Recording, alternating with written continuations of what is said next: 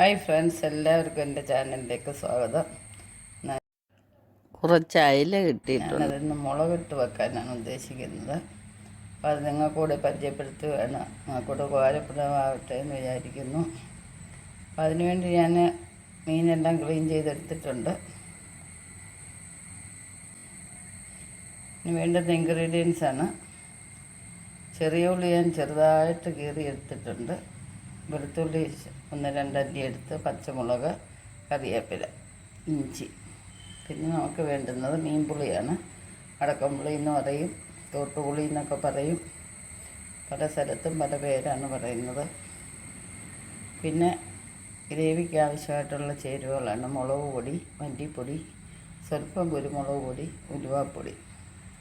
അപ്പോൾ ഇത് ഇത്രയും കൂടെ നമുക്കൊന്ന് ശരിയാക്കിയെടുക്കാം. ആദ്യമേ നമ്മൾ ഈ അരിഞ്ഞു വെച്ച ഉള്ളിയെല്ലാം ഒന്ന് നന്നായിട്ടൊന്ന് വഴറ്റിയെടുക്കാം. അപ്പം നമുക്ക് വീഡിയോയിലേക്ക് പോകുന്നതിന് മുമ്പ് ഇതുവരെ സബ്സ്ക്രൈബ് ചെയ്യാതെ കാണുന്നവരാരെങ്കിലും ഉണ്ടെങ്കിൽ ദയവായി സബ്സ്ക്രൈബ് ചെയ്തിട്ട് കാണുക.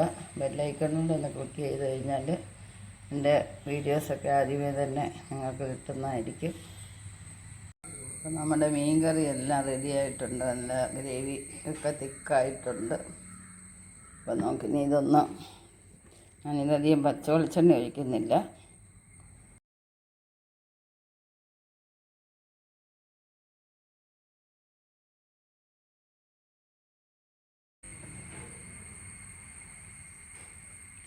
കാരണം വഴറ്റിയപ്പം നന്നായിട്ട് വെളിച്ചെണ്ണ ഒഴിച്ചായതുകൊണ്ട് വീണ്ടും നമ്മൾ പച്ച വെളിച്ചെണ്ണ ഒഴിച്ച് കഴിഞ്ഞാൽ ഒരുപാട് വെളിച്ചെണ്ണയാവും.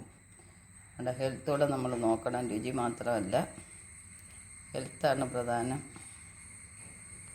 അപ്പോൾ എല്ലാവർക്കും ഈ വീഡിയോ ഇഷ്ടപ്പെട്ടെന്ന് വിചാരിക്കുന്നു. നമുക്കിത് ബൈൻഡപ്പ് ചെയ്യാവുന്നതാണ്. നെക്സ്റ്റ് ഒരു വെറൈറ്റി ആയിട്ട് അടുത്ത വീഡിയോ കാണാം. ശുഭദിനം ആശംസിച്ചുകൊണ്ട് ബൈ ബൈ.